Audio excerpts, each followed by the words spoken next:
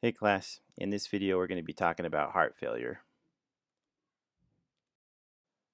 Here are the learning objectives for this video. We're going to talk about the pathophysiology of heart failure, the clinical presentation, how to classify and stage it, and what medications we can use to treat it. Heart failure is a complex clinical syndrome with symptoms and signs that result from structural or functional impairment of ventricular filling or ejection of blood. Basically, heart failure occurs when the heart is unable to pump blood forward at a sufficient rate to meet the metabolic demands of the body. So, you guys remember that cardiac output is equal to the mean arterial pressure over systemic vascular resistance. That's just Ohm's law. And if we rearrange that, then the mean arterial pressure is equal to the cardiac output times the systemic vascular resistance. Your cardiac output is determined by stroke volume and heart rate. And the stroke volume is determined by preload, afterload, and contractility. Preload is the amount of blood in the left ventricle at the end of diastole. Afterload is the pressure that the left ventricle needs to overcome to eject blood. And contractility is the force of contraction of the left ventricle. All right, so here's some pressure volume loops showing you the effects of these different variables on cardiac output. So in the first box, we have increased preload with the red pressure volume loop, and that shows that as we increase preload, we're going to increase the stroke volume, which is the Frank-Starling relationship. As we stretch the ventricle, you're going to get more effective contraction, and so you will increase the stroke volume according to the amount of preload.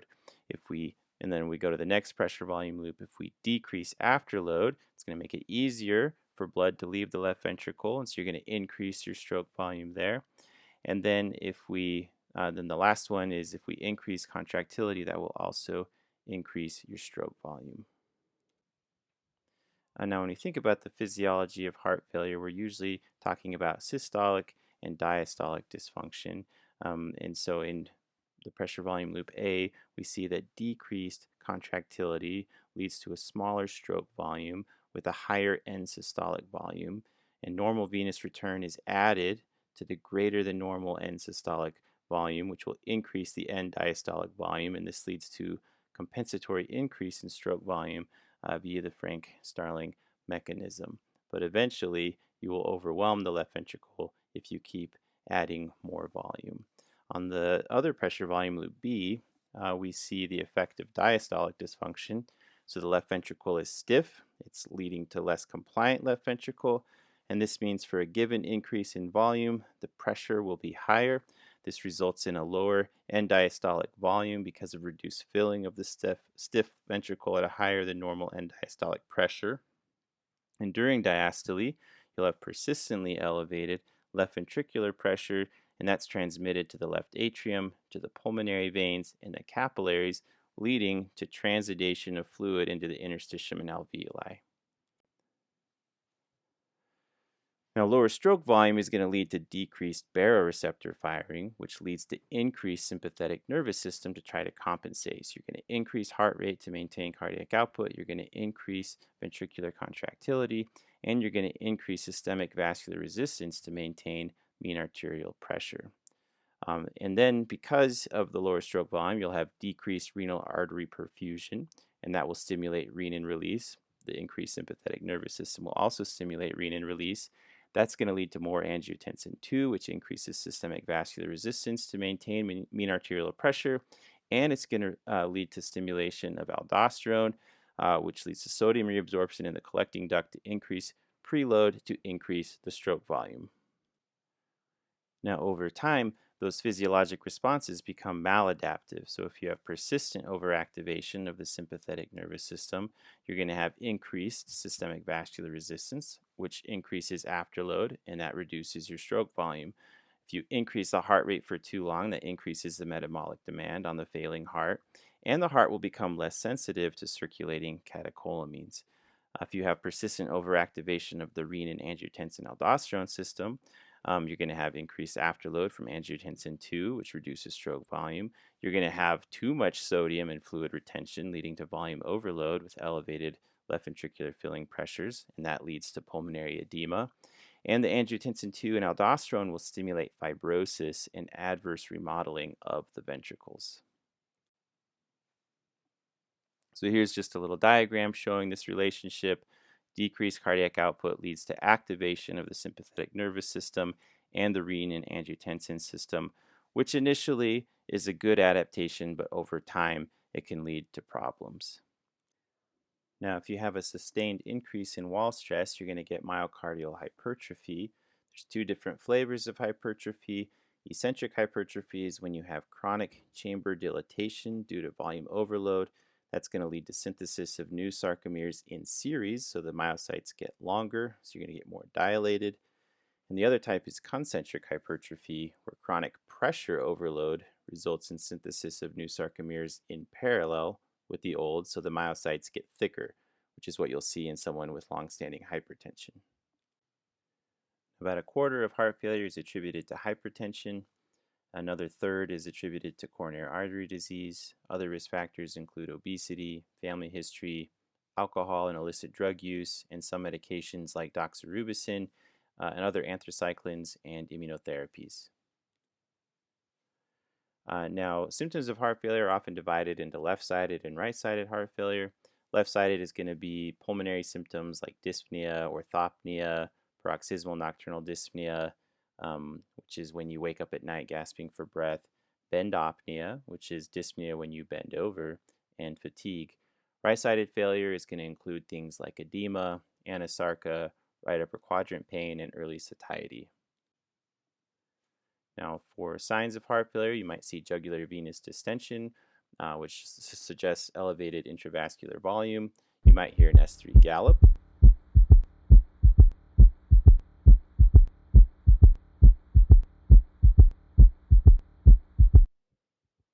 That's caused by a large volume of blood rushing from the left atrium to the left ventricle at the start of diastole, so it's after S2. S4 gallop.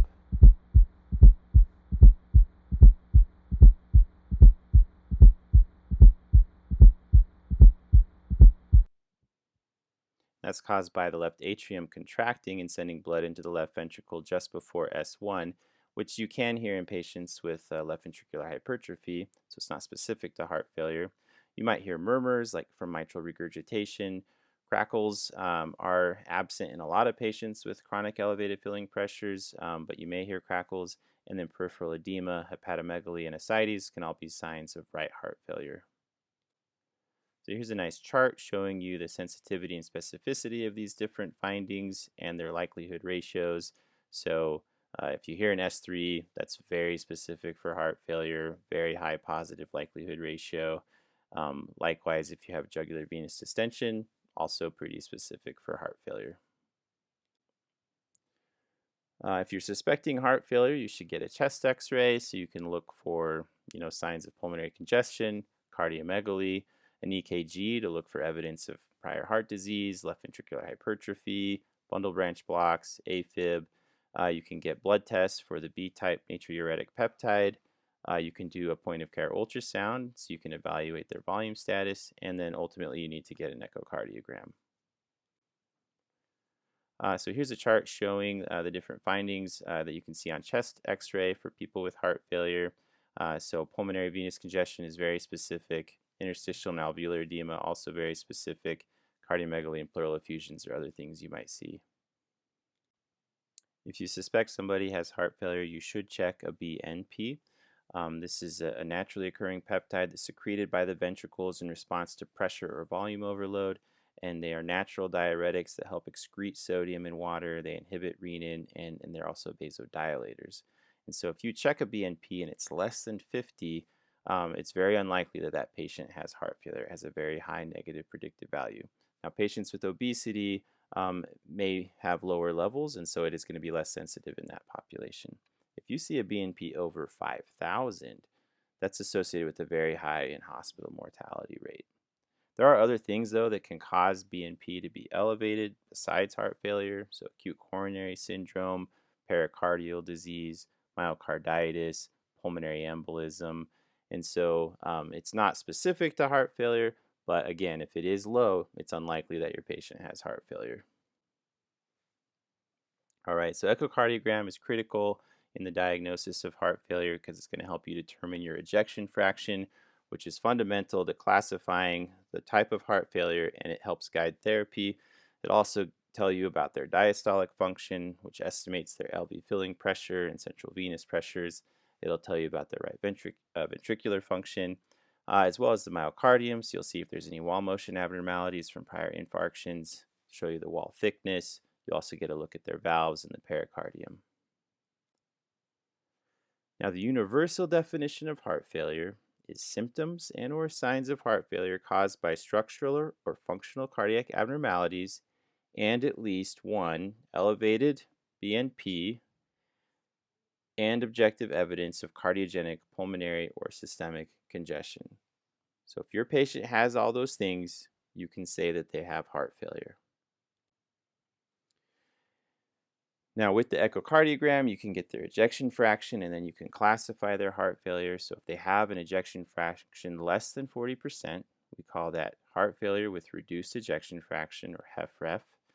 If they have a ejection fraction over 50%, we call that heart failure with preserved ejection fraction or HFpEF. And then you have that group of patients in the middle between 41 and 49%. We call that heart failure with mildly reduced ejection fraction. And then there are the patients who had an EF less than 40%. And then in follow-up imaging, you see that their EF has improved to above 40%. And so we call those patients heart failure with improved EF. So if you suspect that a patient has heart failure, you want to do a history, exam, get your labs, check a BNP, get an echocardiogram, and if you've confirmed the diagnosis, then you're going to classify them as HFrEF, HF with heart failure with mildly reduced CF, or HFpEF. Now, making the diagnosis of heart failure with preserved ejection fraction can be quite challenging because not all patients with dyspnea and edema in a normal EF have HFpEF, right? So you have to rule out your non-cardiac mimics. And also, it's important to note that just because there's diastolic dysfunction on the echo does not mean that the patient has HFpEF. They have to have that clinical syndrome and evidence of congestion. Some patients with HFpEF have a normal BNP. There is a scoring system you can use, the H2F-PEF score, that can help you diagnose HFpEF in patients with dyspnea. And a lot of it's based on comorbid risk factors, echo findings, and it was validated against right heart catheterization. So if you have a patient with dyspnea and or edema and a normal EF, you still want to use that universal definition of heart failure. You want to evaluate them for non-cardiac mimics like kidney disease, liver disease, and chronic venous insufficiency that can also cause edema and congestion. Then you want to look at other HFpEF mimics like an infiltrative cardiomyopathy or like amyloidosis, hypertrophic cardiomyopathy, or pericardial diseases. And if you can exclude those, then you basically have a diagnosis of exclusion that it likely is HFpEF, and then you're going to look at the associated comorbidities with that. Now, if you have an intermediate likelihood of HFpEF and you just don't know for sure, you can do right heart catheterization. And if you see that they have an elevated pulmonary capillary wedge pressure above 15 at rest, that's diagnostic of HFpEF. If they don't have that, you can do some provocative maneuvers like passive leg raise or exercise. And if you see an increase in pulmonary capillary wedge pressure, that can also be diagnostic of HFpEF. Once you've made the diagnosis of heart failure, you can stage it according to the ACC-AHA stages. Stage A is people that have risk factors for heart failure. Stage B is people who have structural heart disease but no symptoms. And then stage C is most of the patients you're going to see, like in the hospital and in clinic. They have symptomatic heart failure. And stage D is the folks who, despite treatment, have really severe symptoms, advanced heart failure. These are the people that you're looking at, heart transplant. We also classify heart failure by functional status using the New York Heart Association or NYHA classes. So class 1 means they have no limitations. Class 2 means they have slight limitations with physical activity. Class 3 is marked limitations of physical activity. They're comfortable at rest, but if they do any ordinary activities, it causes their symptoms to get worse. Class 4 is people who have symptoms at rest. Usually, when you're admitting someone to the hospital, they're going to be class 3, class 4. So after you diagnose someone with heart failure, you want to try to figure out maybe the cause and figure out what other comorbidities they have. So you want to do a pretty good lab evaluation, get a CBC, CMP, a hemoglobin A1C, urinalysis, lipid profile. Iron studies can be helpful. Patients with heart failure and iron deficiency do worse. Also, you can screen for hemochromatosis that way. Check your thyroid function tests and HIV. You want to try to find the cause of their heart failure. By and large, the most common cause is ischemic heart disease. And so you might do stress tests, CT coronary angiography to try to identify if they have obstructive coronary disease. If you suspect an infiltrative cardiomyopathy, you can do cardiac MRI. If you suspect amyloidosis, then you would test them for monoclonal proteins, and you can do a technetium pyrophosphate scan to look for the transthyretin familial amyloidosis. And then if you suspect a familial cardiomyopathy, you can do genetic testing for that. If you have a patient with heart failure and reduced ejection fraction, and you want to start guideline-directed medical therapy, there's very specific medications that have been shown to improve outcomes, including mortality, in people with HFrEF. And these are the 4 main classes of medication that you want to use: ARNI, ACEs, and ARBs, which are all RAS blockers, beta blockers, mineralocorticoid receptor antagonists, and your SGLT2 inhibitors. ACE inhibitors were the first medications to show a mortality benefit in heart failure with reduced ejection fraction. The first big trial was Consensus in 1987. That was enalapril versus placebo in NYHA class 4 patients. So these were the sickest patients, and they had a 40% reduction in mortality at 6 months. And that was followed up with subsequent trials that also showed mortality benefit. So ACE inhibitors became the main therapy for heart failure with reduced EF. Now, not everybody tolerates ACE inhibitors. Some people develop the cough, some people get angioedema. So they also looked at angiotensin receptor blockers, and they also show a mortality benefit in heart failure with reduced EF. Now, there is an enzyme called neprilysin that breaks down endogenous natriuretic peptides like AMP and BMP. And those are your endogenous diuretics that help you get rid of salt water. They're also vasodilators. So people thought, oh man, if we inhibit this neprilysin, we can increase AMP and BMP levels, which will counteract some of the neurohormonal overactivation that leads to problems in heart failure. But when you do that, you also increase angiotensin 2 levels. And so they say, okay, we'll combine it with an angiotensin receptor blocker like valsartan. And so this combo drug, they studied in a big randomized trial called Paradigm HF that was published in 2014, sacubitril, valsartan versus enalapril. And this drug was even better than ACE inhibitors at reducing mortality, 20% reduction in cardiovascular mortality and a 21% reduction in heart failure hospitalization. So now we know that the ARNIs are superior to ACE inhibitors, so they are the preferred drug in guideline-directed medical therapy. However, uptake has not been great, in part because of cost. It was a very expensive medication, but now it's generic. So if you go to Cost Plus Drugs, you can actually get this drug for $13 a month, which is pretty awesome. I think also just inertia. If people are doing well, you don't want to change their medications up.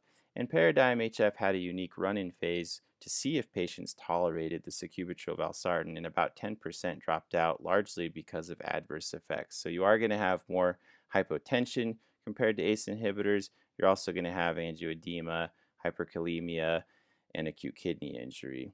And so if your patient can't tolerate an ARNI, then it's okay to treat them with an ACE inhibitor or an angiotensin receptor blocker instead.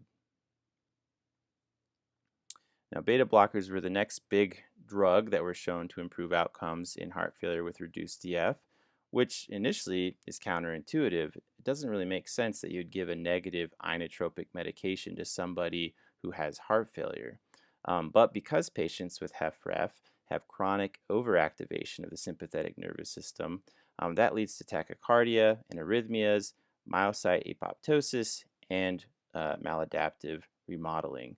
And so the thought was if we put them on beta blockers, we could decrease that sympathetic activity, slow their heart down, reduce the risk of arrhythmias, and decrease their myocardial oxygen demand. So there were a series of beta blocker trials, including the US carvedilol trials that looked at carvedilol versus placebo. Merit HF looked at metoprolol, succinate versus placebo, and then we also have studies looking at bisoprolol. And all of them showed a reduction in mortality. Now, not all beta blockers are created equal. So when you're going to start a beta blocker for patients with heart failure with reduced ejection fraction, you need to use the beta blockers from the trial. So specifically, you have to use metoprolol succinate, not metoprolol tartrate. You don't want to start beta blockers when they're acutely decompensated. You got to wait till the patient's dry or euvolemic. And then generally you want to start with a low dose and go slow and titrate it every 2 to 4 weeks. And if you're trying to get to target doses in the trials, you're going for 200 of metoprolol succinate, 25 to 50 of carvedilol, and 10 milligrams of bisoprolol daily. The next big drug class that improves outcomes in HFrEF are the mineralocorticoid receptor antagonists. So we know that RAS activation leads to increased aldosterone, which is going to drive sodium retention. And aldosterone is toxic to the myocardium, and it leads to myocardial fibrosis and remodeling. And even though you're blocking RAS with ACE inhibitors and ARBs, you're going to see aldosterone escape. And so we can block that with a mineralocorticoid receptor antagonist. The first big trial that came out was RAILS in 1999 that looked at spironolactone versus placebo. 95% of those patients were already on an ACE inhibitor, and they showed a 30% reduction in all-cause mortality and a 35% reduction in heart failure hospitalizations. One of the most common side effects from spironolactone was gynecomastia or breast pain in men, and they also saw a 2% rate of hyperkalemia. That was followed up by a couple other trials looking at eplerenone, which has less effect on hormones, and so they don't get the gynecomastia, and it also showed a reduction in cardiovascular death and heart failure hospitalizations. Now, an interesting thing happened after the publication of the RAILS trial. People got really excited about this new medication that we could use for heart failure with reduced ejection fraction. So you can see in the top chart that the prescription rates for spironolactone went up significantly, and that was accompanied by an increase in the rate of admissions for hyperkalemia and increase in rates of death from hyperkalemia. So that was one lesson that we learned after RAILS was you do need to watch out for electrolyte problems. These patients are already on ACEs and ARBs, which cause hyperkalemia, and you add spironolactone, that is the main thing you got to watch for. So you don't want to start these medications if patients are already hyperkalemic, and you got to monitor their electrolytes closely.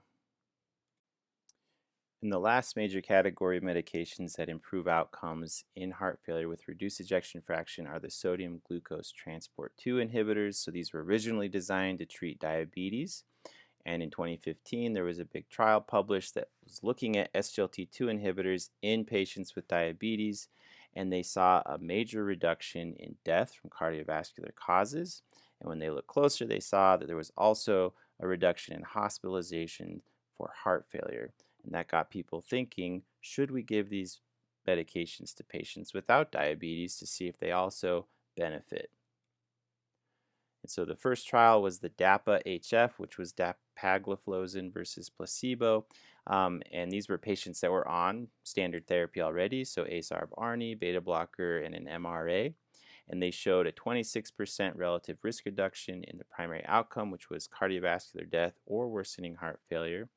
They showed an 18% reduction in cardiovascular death in that trial. That was followed up by the Emperor Reduced trial, which looked at empagliflozin versus placebo. They did not show a mortality benefit, but they also showed a reduction in their primary outcome of cardiovascular death plus heart failure hospitalization. And you can see that in these trials, which were several years after the Paradigm HF trial, you didn't have a lot of people on sacubitril valsartan still, 10% in DAPA-HF and like 18 to 20% in the Emperor trial. So it just goes to show how hard it can be to even though we have good evidence for some of these medications, to get patients on them.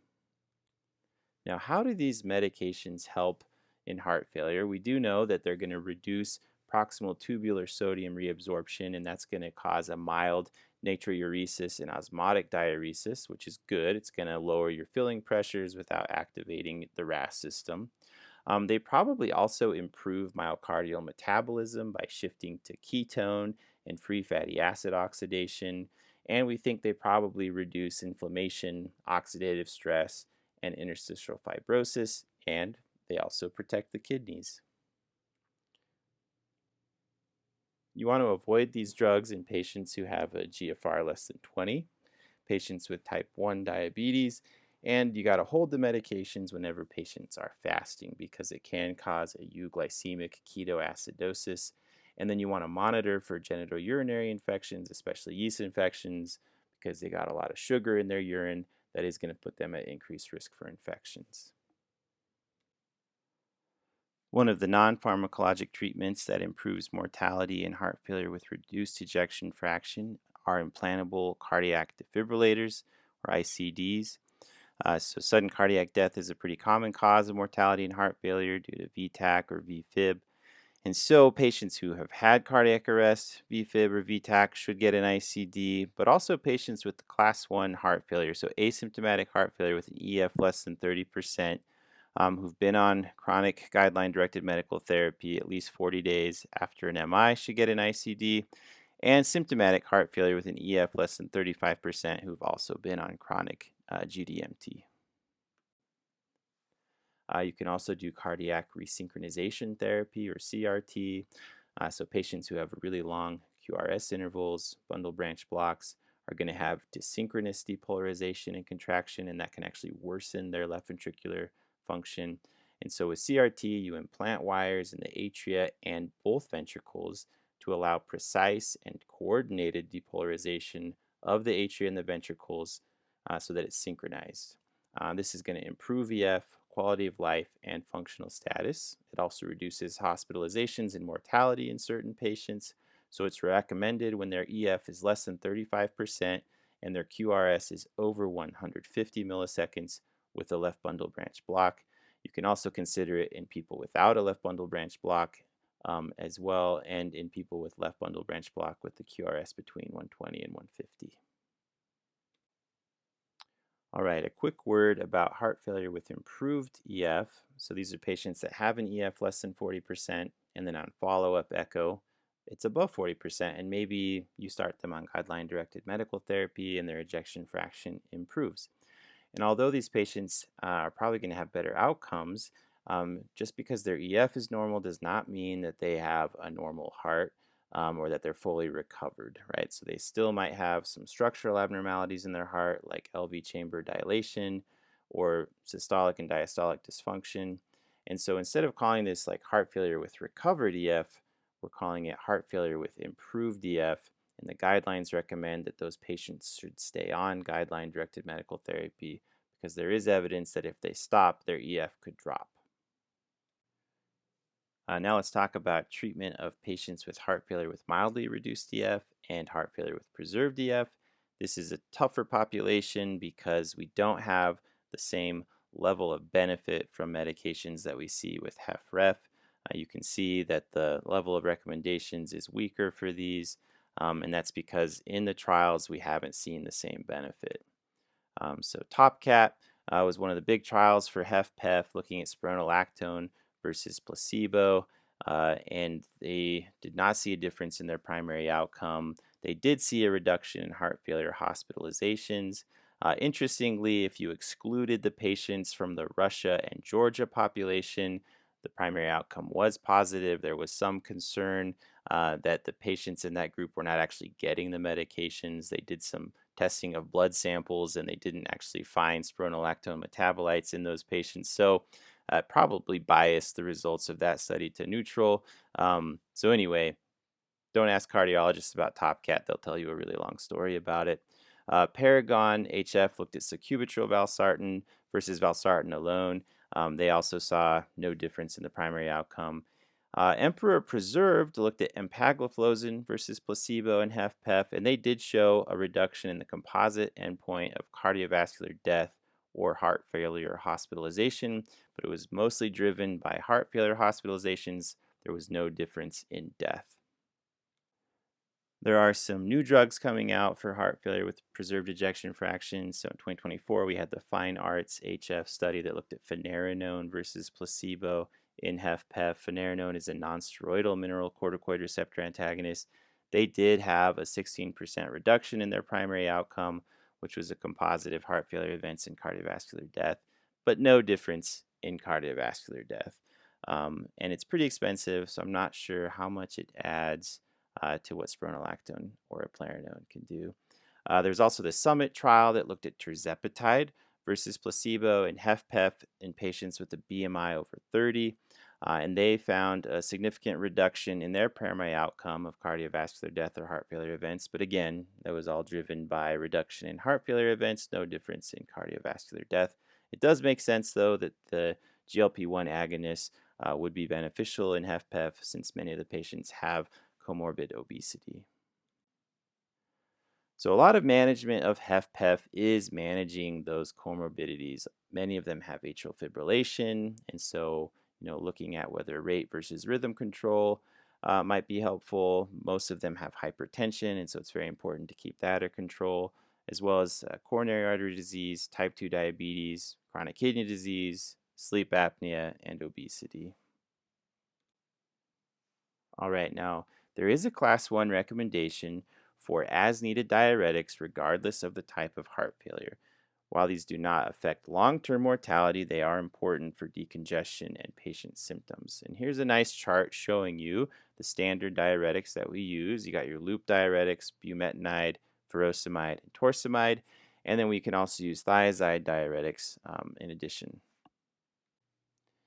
Now, when you see a patient with acutely decompensated heart failure, the first question you want to ask yourself is this acute de novo heart failure, or did this patient have heart failure already and they're just acutely decompensated now?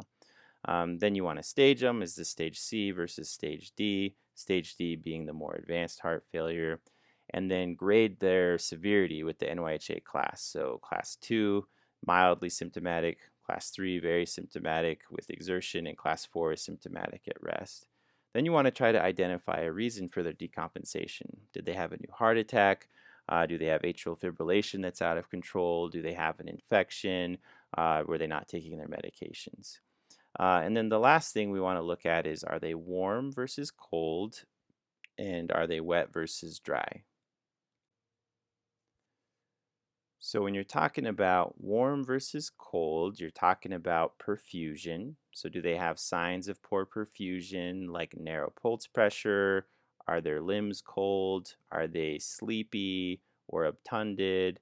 Do they have low blood pressure, worsening kidney function? All of those things could suggest that they have low cardiac output. And so that would be a cold patient.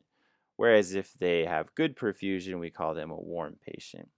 And then the wet versus dry is talking about their level of congestion. So do they have signs of volume overload on exam? Do they have symptoms of volume overload like orthopnea and edema? And so your warm and dry patient is the happy heart failure patient. That's where you want to get your patient.